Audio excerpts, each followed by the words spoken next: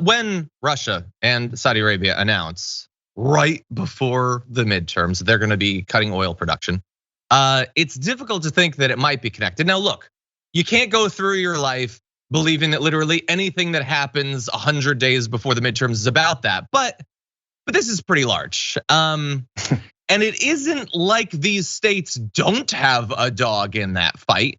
Now they have multiple dogs, not all of them are political. They would like the oil to bring in more money. Why wouldn't they? And so that might well be enough of a reason. But if it hurts the Democrats, which there's very good reason to believe that it will, then that could certainly help them in the long term. And both states seem to prefer Republican governance in the United States. They would love to set the stage for Donald Trump to be president again. And I'm not the only one that's speculating this. If we jump ahead just a little bit to graphic 8, Bruce Riedel is a senior fellow of the Brookings Institution, told Ken Klippenstein of The Intercept, the Saudis are working to get Trump reelected and for the MAGA Republicans to win the midterms. Higher oil prices will undermine the Democrats, which is almost certainly true. It doesn't make any sense. It's not the product of democratic decision making, but that's how politics works. When things are rougher, you blame the people who are in charge. You can't get around that. It's just a truth of politics. Representative Ro Khanna, by the way, said there's no doubt that the Saudi-led OPEC oil production cuts are a strategic effort to hurt Americans at the pump and undermine our work to tackle rising costs. And I will remind you that there are a lot of reasons very specifically to believe that Saudi Arabia would love to have Donald Trump in office. Again, I'm not gonna make the case to you that Putin would prefer it. I think Donald Trump did that for several years. But anyway, remember how much Donald Trump did to stand up for MBS, specifically over the brutal assassination of Jamal Khashoggi, just embarrassing himself and everyone in denying that it's an issue or that we should care about it. And I will remind you that just 6 months after leaving the White House, Jared Kushner, Trump's son-in-law and former top White House advisor, won a $2 billion investment from the Saudi Sovereign Wealth Fund at the personal request of MBS, who overrode the objections of Saudi officials, literally a body put together to evaluate investments. This one said, no, we're not giving him $2 billion. He has no qualifications to manage that. And MBS is like, no, he has a qualification.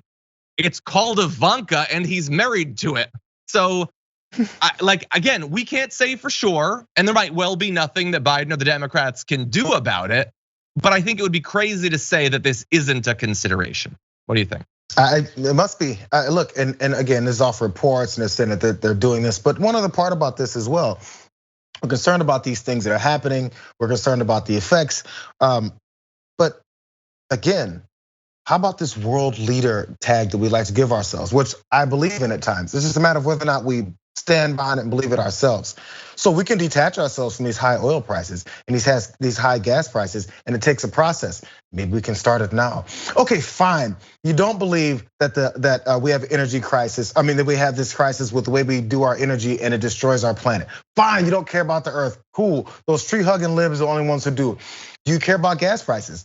Do you care about foreign powers using us and yanking us around whichever way they can because of our dependence on them? As we keep saying, it's our oil, it's ours.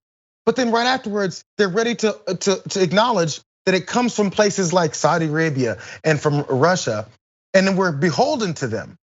Yeah. But you're okay with that? Why are you okay with that? If nothing else, that should be the one thing that I think Americans can coalesce around is, fine, you don't care about the planet, but at least do you care about how we are being walked like a dog by other countries based off of this one thing that we can start innovating and get away from? Why can't that be a thing? No, I couldn't agree more. I mean, the insult to injury is that when prices go up, which they almost certainly will, the Republicans are going to slam the Democrats for it, even though they know it's a decision of OPEC, who they love.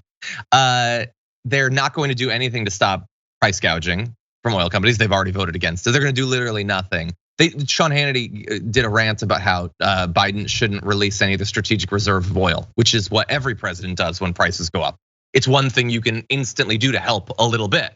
They don't care, and they don't want us to transition to renewable energy. They want us to be just as dependent, to be as easily put on the leash, to continue your metaphor, as we are right now. So they're raising the prices right now. This is not the last time they're gonna do that. They're gonna do it in 2 years or in 5 years or in 10 years. And it's always gonna hurt, it's always gonna suck. We decide how bad it's gonna suck. And the Republicans want it to suck really bad.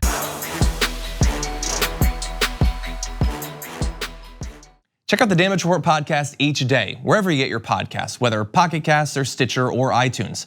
You can join me as I give you the news and stories you want, with a range of co-hosts and interview guests jumping in on the fun each day. Again, that's the Damage Report, wherever you get your podcasts. And if you get them at iTunes, don't forget to rate and review. Sometimes I'll read them live on the show.